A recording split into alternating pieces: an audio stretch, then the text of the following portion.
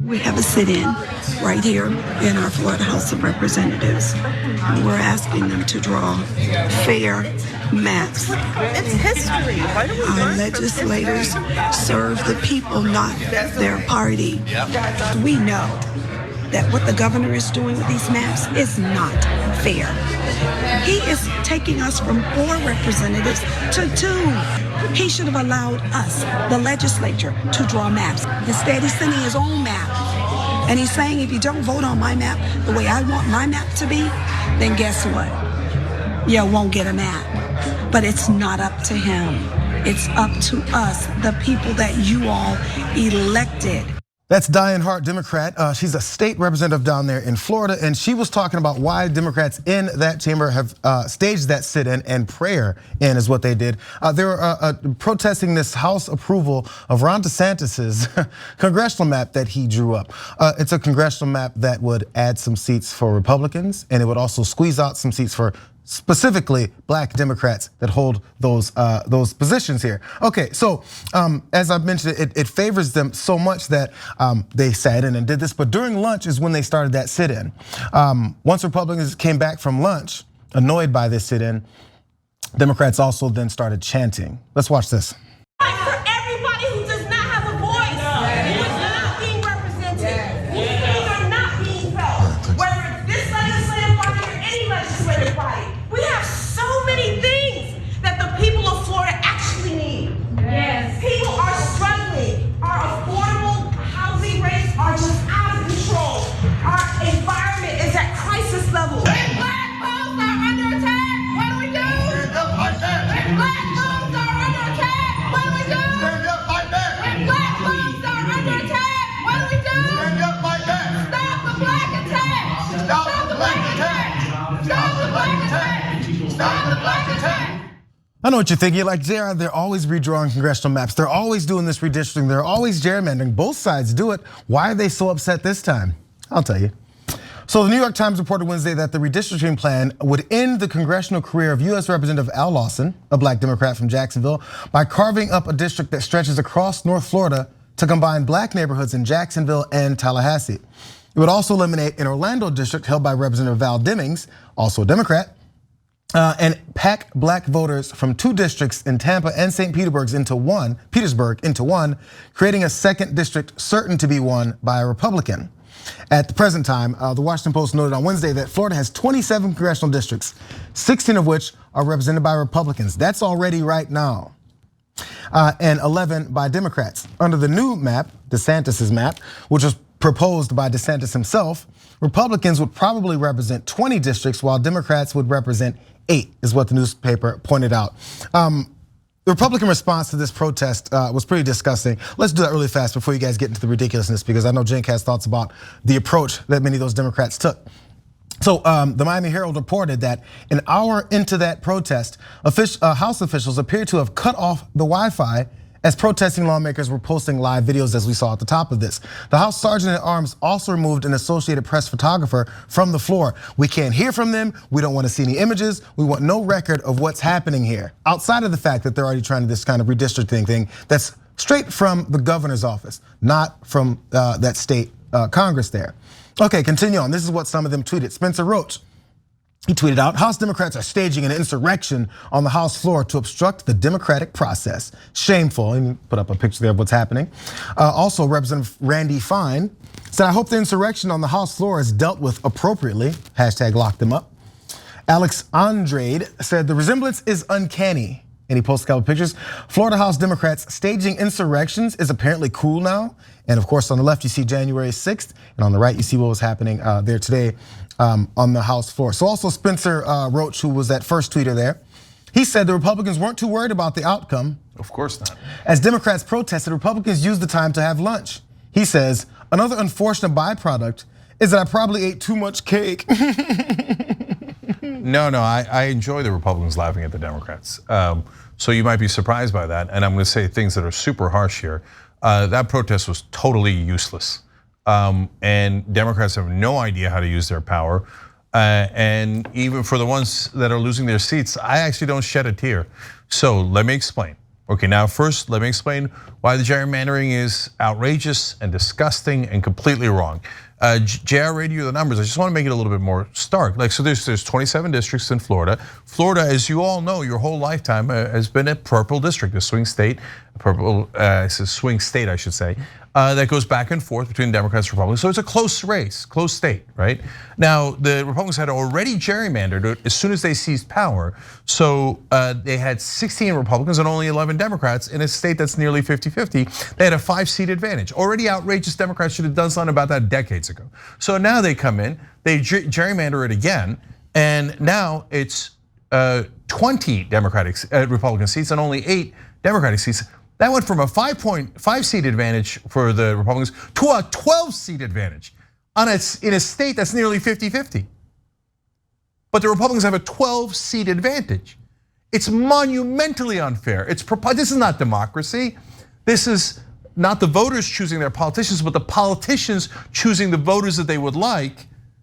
It's in a super unfair way. So why don't I shed a tear for the Democrats? Because they had it coming. That's why we told you to pass voting rights. Voting rights legislation would have ended gerrymandering everywhere. And the Democrats didn't do it. They didn't even fight. They said, okay, Manchin and Sinema said, well, okay, and by the way, they're Democrats. Corporate Democrats killed it and said, oh no, we love our beloved filibuster. We love our Republican colleagues. We love this racist traditions in the Senate. And so we're not gonna do it. And okay, fine, that's fair. So far you could say, hey, all right. But they voted the right way in the House, right? But at that point, you're supposed to fight back. And instead, we had complete surrender by every person in Democratic leadership and almost everyone in the Democratic Party. So now Val Demings and Al Lawson are gonna lose their seats. I don't shed any tears for them. They deserve it. Why didn't you fight? Why didn't you fight? Why didn't you fight Manchin and Sinema? Oh, you thought your beloved colleagues were more important than your voters. And now you want me to cry for you? No deal, no deal. You should have fought and you didn't. And so, and then one final piece of absurdity from the Democrats who I'm just so sick of. They're like, can you believe DeSantis, instead of taking a bipartisan solution, decided to do a solution that only helps Republicans? You guys are a freaking joke. You're an unbelievable joke. Yes, of course I can believe that. Of course that's what he was gonna do. Did you think he was gonna do kumbaya and share power with you? No, you're pathetic. You don't know anything about politics. So spare me your last-minute protest for theatrics. Bridget. Yeah, it's funny. I guess I kind of agree with you. It does definitely feel like a little bit of too little, too late.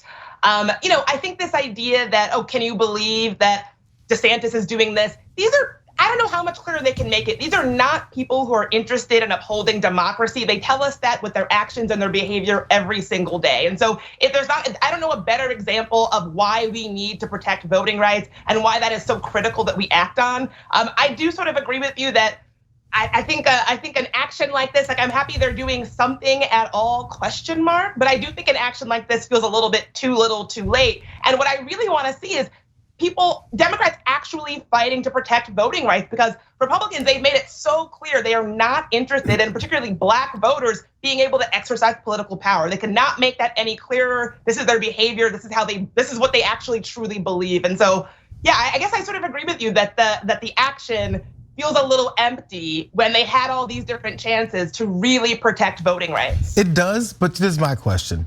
These state representatives here, what can they do right now? They weren't involved with that original plan or that pushback or that ability to say, hey, you guys, we need to push for this to be straight across the board voting rights, and we're gonna push for more. These are state level folks in Florida. Yes, the national ones, the one that goes to DC that represent the entire state, I get that. But again, that's one state, and I'm sure there's several others that could have fought. This could have been a bit of a coalition. But what do these guys do now? Okay, so Jared, that's a great point, and I meant to do a caveat on it, and so I'm really glad you made that point. And there is something they can do, but definitely keep in mind that the state representatives, I'm sure, are livid about this, and they're not the ones that voted on the voting rights legislation at the national level, right? So in some ways, my heart goes out to them. But to answer your question directly about what they could do, they could have said earlier, no, we're doing a rebellion within the Democratic Party. We're not going to accept non-stop surrenders. You're gonna cost us our seats, let alone the fact that you're screwing over the voters, and let alone the fact that this is your millionth promise in a row to African American voters that deliver election after election for you. You lied to them again, and we're not gonna stand for it. So in Florida and in every other state, Democratic state legislators could have said when they gave up on voting rights, hell no, Joe Biden is wrong, Nancy Pelosi is wrong, Chuck Schumer is wrong. But they didn't, because we have been taught surrender in the Democratic Party. We have been taught compliance. We've been taught civility. And so the press constantly tells you, don't fight back, be civil, take your loss, shut up, let the Republicans rule. Well, look, if you're a state legislator out there and you're in the Democratic Party, join the goddamn rebellion, okay? Stop listening to leadership. Leadership is a bunch of idiots who nonstop give in to Republicans. So if you still don't get the message, well, then next time I'm gonna go from, okay, I've got a little sympathy for the state folks there, to no sympathy at all. Now you know, you don't know who the Republican Party is, you don't know who the weak ass Democratic leadership is. And now I'll go to one more point, which will also be controversial, I guess, on Washington. The Congressional Black Caucus. Some of the members of the Congressional Black Caucus are the best members in Congress. Jamal Bowman, Cori Bush, Ayanna Pressley, and I can go on. But overall, and they're almost all new, the older members of the Congressional Black Caucus are among the most conservative, most corporate friendly caucus in America. And so they did compliance, and they did whatever Democratic leadership told them, and they never fought the Republicans, and now some of them are losing their own seats. Now you want me to cry for them? No, you should have fought for your voters all along. So I hope that whoever comes next gets the message. If you don't fight, it's not just screwing over your voters, which you're super happy to do, right? But it might also cost you your own seat and your own power, and that they'll be very agitated about. Fighting starts. That's when what? That's when the fighting starts. Yeah. Like, wait, what? Us? And guys, you tell me, am I being too harsh? 50%. Go ahead. I mean, I don't know if I think that you're being too harsh, but one thing that I'm really glad that you said, and I really want to lift up, is this idea of this bogus idea of needing to be civil, right? Like, the Republican Party has shown themselves time and time again to be completely self-interested bad actors who are not interested in upholding democracy. Why would you want to be civil with these people? Why would you want to be civil with people who have shown themselves to be this way time and time again? And so I think that it is really easy to get caught in this trap of like, oh, we need to be bipartisan, we need to be civil with the other folks. I think that is just such a trap, and when you play that game, you never win. Yeah, I'll tell you this one, Hakeem Jeffries and Jim Clyburn are two of the most conservative members of Congress. They fight progressives 10,000 times harder than they fight Republicans. They fight for their donors 10,000 times more than they fight for their voters. So that's leadership there at the Congressional Black Caucus, and they're terrible. Just one thought though. Remember when people were pushing back on Clyburn, and then I forget who he was, he threw his weight behind, I think, Biden during the primaries. Yeah. And anybody who said anything different than that, Jim Clyburn had some push. And this is the problem with the Democratic Party or voters in general. It is actually a diverse party.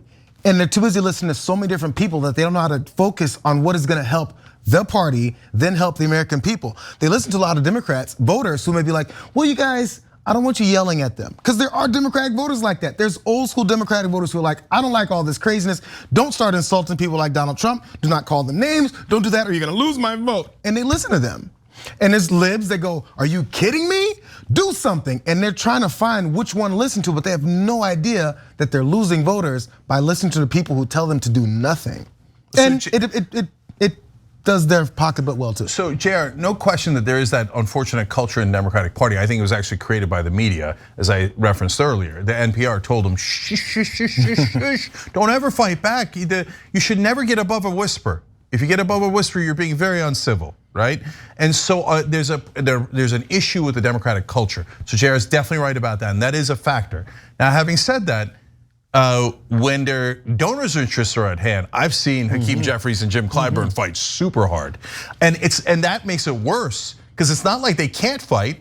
I mean, Jim Clyburn picked a fight in a race in Ohio that didn't have anything to do with him, that didn't even have an incumbent, but Chantel Brown was a corporate Democrat who was going to deliver for the donors, so he sprung into action, right?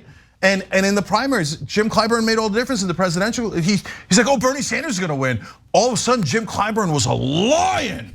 He's like, no, the corporate Democrat must win, right? Voting rights, nothing. Nothing at all. All of a sudden, the fight's gone. And now a couple of their members lose their seats, and I'm sure they're like, oh my God, this is so outrageous. Well, what are you gonna do about that? And by the way, it's not over. So theoretically, they could pass voting rights tomorrow, and it could end gerrymandering tomorrow, and could even affect the 2022 election. But I'm telling you right now, so if you say, oh, Cenk, you cannot criticize the Congressional Black Caucus, that's politically incorrect, or whatever the hell Washington liars are gonna say, okay? Then prove me wrong. Go do something right now. Democratic leadership, Biden, Pelosi, Schumer. It's not like the election already happened. The election's in November, we're in April. Why don't you do something now? But I'm telling you ahead of time, they will do nothing because they don't care about you. Thanks for watching the Young Turks, really appreciate it. Another way to show support is through YouTube memberships. You'll get to interact with us more. There's live chat emojis, badges. You've got emojis of me, Anna, John, JR, so those are super fun. But you also get playback of our exclusive member-only shows and specials right after they air. So all of that, all you gotta do is click that join button right underneath the video. Thank you.